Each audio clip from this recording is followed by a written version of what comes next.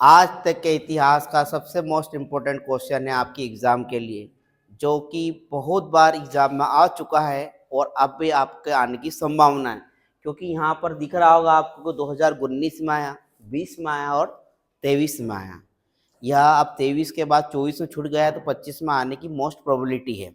और हम ऐसे ही क्वेश्चन को आपके सामने ला रहे हैं जिनके आने की संभावना एग्ज़ाम में बहुत ज़्यादा है। तो कृपया इस क्वेश्चन को छोड़े ना, क्योंकि 4 मिनट में आपके 4 नंबर पक सकते हैं और इससे आपका ही फायदा है, कोई घाटे का सौदा नहीं है यदि 4 मिनट में 4 नंबर मिल रहे हो तो जैसा कि आपको बोर्ड पर दिख रहा होगा, किसी वृत्त के बाह्य बिंदु से खींची गई स्पर्श रेखाएं तुल्य होती है। तुल्य का मीनिंग क्या? बराबर। अब आपको थोड़ा सा ज्ञान वृत्त के बारे में होना चाहिए कि स्पर्श रेखाएं क्या होती है। ऐसी रेखा जो वृत्त को स्पर्श करके जाती है उसे स्पर्श रेखा बोलते हैं। और एक बात आपको याद होनी चाहिए, क्योंकि इस प्रमेय में उपयोग होगी, कि जहां पर भी त्रिज्या और स्पर्श रेखा मिलेगी, त्रिज्या और स्पर्श रेखा, तो वहां 90 डिग्री का कोण बनता है। क्योंकि त्रिज्या स्पर्श रेखा पर क्या होती है? लंब होती है। तो यहाँ पर 90 डिग्री का कोण बनेगा। ये दो बात याद है तो आप चुटकियों में इस क्वेश्चन को सोल्व कर दोगे। 4 नंबर आपके हैं यदि ये दो बात याद है तो पहले तो जब भी प्रमेय आती है तो आपको क्या करना है, जो भी दे रखा है वो लिख दो, क्योंकि गणित में स्टेप के नंबर मिलते हैं बेटा। यदि आपने स्टेप बाय स्टेप, मान लो 5 स्टेप है, उसमें से आपने 2 स्टेप कर दी तो आपके 2 नंबर पक जाएंगे। तो हमारा पहला लक्ष्य होना चाहिए कैसे भी करके पास होना। तो यदि आप 24 क्वेश्चन है एग्जाम में और 24 क्वेश्चन को अटेम्प्ट करते हो और उनकी पहली पहली स्टेप भी करते हो तो आपको 24 नंबर मिल जाएंगे और ऑब्जेक्टिव आपके क्या हो जाएंगे? बोनस हो जाएंगे। तो कृपया हमको कैसे पास होना है, इसके लिए सबसे पहले आप क्वेश्चन को अटेम्प्ट करना सीखें। यदि आपने अटेम्प्ट कर दिया मतलब कि आप कहीं ना कहीं हो ही जाएंगे पास, क्योंकि सामने वाला कभी भी इस मंशा से कॉपी चेक नहीं करता कि यह फेल हो जाए। वो जो भी लिखा रहता है टूटा फूटा उसका नंबर देने की कोशिश करता है। तो हम आते हैं क्वेश्चन की ओर। तो हमें दे रखा है किसी वृत्त के बाह्य बिंदु से खींची गई स्पर्श रेखाएं क्या होती है? तुल्य। तो पहले हम लिखेंगे, पहले तो एक सुंदर सा डायग्राम बना देंगे ठीक उससे संबंधित। तो मैंने एक वृत्त बनाया, उसने बोला था भाई बिंदु, तो भाई बिंदु कौन लिया मैंने? पी। इससे खींची गई स्पर्श रेखाएं, तो मैंने एक तरफ लिखा पी क्यू, ये स्पर्श रेखा है क्योंकि क्यू बिंदु पर स्पर्श कर रही है। इसी प्रकार आर बिंदु पर स्पर्श कर रही है, तो पी क्यू और पी आर दो स्पर्श रेखा हो गई। तो ये मैंने लिख दिया। अब आपको सिद्ध करना है कि वो तुल्य होती है, तो पहले लिखेंगे कि चूंकि दिया है सी ओ आर एक वृत्त है। क्या है बेटा? एक वृत्त है जिसमें क्या है, आपने क्या करा, जिसमें पी क्यू और पी आर क्या है? स्पर्श रेखा है। क्या है? स्पर्श रेखा है। ये आपने दिया था ठीक। पी क्यू और पी आर क्या है? स्पर्श रेखा।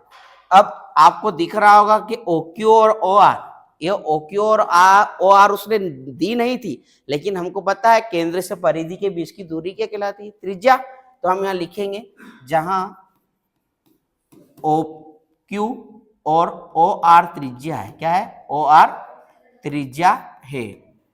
अब हमारे पास ये तो दिया था मटेरियल और एक हमने चित्र बना दिया, एक नंबर पक्का होगा इतना यदि आपने कर दिया है तो। अब हमें क्या करना है? रचना में जो हम अलग से करते हैं वो आता है। तो आपने क्या करा? अलग से आपने ओ से क्यू को मिलाया, ओ से आर को मिलाया और ओ से पी को मिलाया, ये आपने करा। तो यहाँ लिखेंगे ओ क्यू ओ आर और ओपी को मिलाया। क्या करा आपने? ओपी को मिलाया, ये मैंने लिख दिया यहाँ पर, मिलाया। इसके बाद आपने क्या करा? नेक्स्ट स्टेप आपको सिद्ध करना है। तो आपको सिद्ध क्या करना है? क्वेश्चन देखो तो समझ में आ जाएगा। सिद्ध करना है कि दोनों स्पर्श रेखाएं क्या होती है? बराबर होती है। तो स्पर्श रेखा कौन है? पी क्यू और पी आर। आपको क्या बताना है? बराबर। तो पी क्यू बराबर क्या बताना है? P R. अब इतना सब मटेरियल जो दे रखा था वो हमने लिख दिया। अब हमारी बारी आती है कि हम क्वेश्चन को सिद्ध करें। तो हम अब लिखेंगे उपपत्ति। अब इसमें क्या होता है? उपपत्ति मतलब कि प्रूफ। तो आपको यहाँ कितने त्रिभुज दिख रहे हैं? देखो आप त्रिभुज, इस सर्कल में कितने त्रिभुज बन रहे हैं? एक तो त्रिभुज दिख रहा होगा आपको ओ क्यू पी और एक दिख रहा होगा ओ आर पी। ये त्रिभुज दिख रहे होंगे, तो मैं दोनों त्रिभुज लूंगा कि त्रिभुज कौन सा ओ क्यू पी, कौन सा लूंगा ओ क्यू पी, और त्रिभुज कौन सा लूंगा ओ आर पी, ओ त्रिभुज ओ आर पी में। अब आपने 9वीं क्लास में पढ़ा होगा कि हम दोनों त्रिभुज को यदि सर्वांग सम बता देते थे, कॉन्ग्रुएंट बता देते थे, तो उनकी सब चीज क्या हो जाती थी इक्वल। तो हमें इन दोनों त्रिभुजों में 3 बात बराबर बताना है, क्योंकि कॉन्ग्रुएंट की कंडीशन यही है, सर्वांग सम की ये 3 बातें यदि 2 त्रिभुज में बराबर हो जाती है तो सर्वांग सम त्रिभुज होता है। तो हमें इन दोनों त्रिभुजों में 3 बात यदि आप बराबर कर देते हो तो ये त्रिभुज कहलाएंगे सर्वांग सम, और सर्वांग सम कहलाएंगे तो हम बात लिख सकते हैं। क्यों लिख सकते हैं? सीपीसीटी रूल यह बोलता है कि यदि त्रिभुज सर्वांग सम है तो उनकी सभी चीजें क्या हो जाएगी बराबर। तो यहाँ देखो आप इस चित्र में कि यहाँ पर आपको कौन सी बात दिख रही है जो दोनों त्रिभुजों में है और वो बराबर है। तो दिमाग थोड़ा सा घुमाओ कि यार इस ओ क्यू पी में ये जो ओपी लाइन दिख रही है, आपको दिख रही है ओपी लाइन, यह ओपी लाइन ऊपर वाले त्रिभुज में भी आ रही है और नीचे वाले त्रिभुज में आ रही है, मतलब कि यह क्या हो जाएगी आपकी उभयनिष्ठ भुजा। क्या हो जाएगी? उभयनिष्ठ। तो यहाँ लिखूंगा मैं ओ पी बराबर ओपी। क्यों है? उभयनिष्ठ भुजा है। क्या है? उभयनिष्ठ भुजा। ये उभयनिष्ठ भुजा हो गई। अब यह कर्ण 90 डिग्री के सामने है, तो इसको मैं क्या लिख सकता हूं? कर्ण लिख सकता हूं। क्या लिख सकता हूं? यह कर्ण तो है लेकिन क्या है? उभयनिष्ठ भुजा। अगली बात, आपको इस डायग्राम में क्या दिख रही है? इस डायग्राम में मैंने अभी क्वेश्चन स्टार्ट करने से पहले एक बात बताई थी कि आपको एक बात याद होनी चाहिए कि त्रिज्याएं स्पर्श रेखा पर क्या होती है? लंब होती है। क्या होती है? लंब। तो ये वाली त्रिज्या हो गई और ये स्पर्श रेखा हो गई, तो यहाँ कितने डिग्री का कोण बन रहा है? 90 डिग्री का। इसी प्रकार ये स्पर्श रेखा और ये क्या हो गई? त्रिज्या। तो यहाँ पर भी कितने डिग्री का कोण बन रहा है? 90 डिग्री का कोण बन रहा है। कितने डिग्री का बन रहा है? 90 डिग्री का। तो दोनों में 90-90 डिग्री आ रहा। एक बात ये हो जाएगी। और एक और बात क्या होगी ये बताओ आप। तो आपको पता होता है कि एक वृत्त की सभी त्रिज्याएं क्या होती है? बराबर। यदि यहाँ से यहाँ की 6 सेंटीमीटर लंबाई है तो यहाँ से यहाँ की भी क्या होगी? 6 सेंटीमीटर। तो इस त्रिभुज में ओ क्यू बराबर क्या हो जाएगा? O R. तो यहाँ लिखेंगे ओ क्यू बराबर ओ आर। कौन से? क्योंकि यह क्या है? एक ही वृत्त की त्रिज्या है। क्या है? एक ही वृत्त की त्रिज्या है। एक ही वृत्त की त्रिज्या है। ये मैंने 2 बात लिख दी। यहाँ पर क्या लिख सकता हूँ? ये क्या है? वृत्त की भुजा है। क्या है? भुजा। तो कर्ण भुजा। आपको कुछ याद रहा हो रहा? कर्ण भुजा।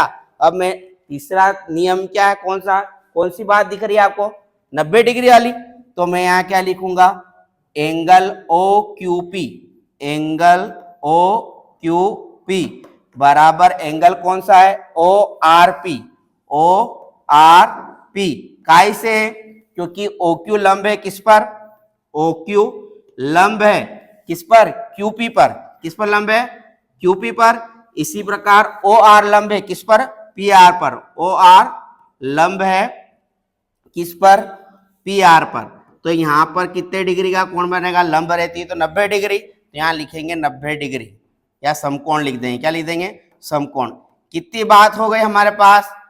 3 बात हो गई। कर्ण भुजा समकोण। 3 बात यदि बराबर कर देते हो तो त्रिभुज क्या कहलाता है? सर्वांग सम। तो इसलिए मैं लिखूंगा कि इसलिए त्रिभुज कौन सा?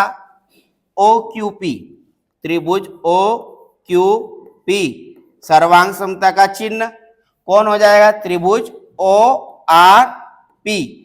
3 बात कैसे बराबर करी आपने? आर एच एस, जिसे हम बोलेंगे कर्ण भुजा और समकोण। क्या बोलेंगे? कर्ण भुजा समकोण, या शॉर्ट में बोल सकते हैं आर एच एस।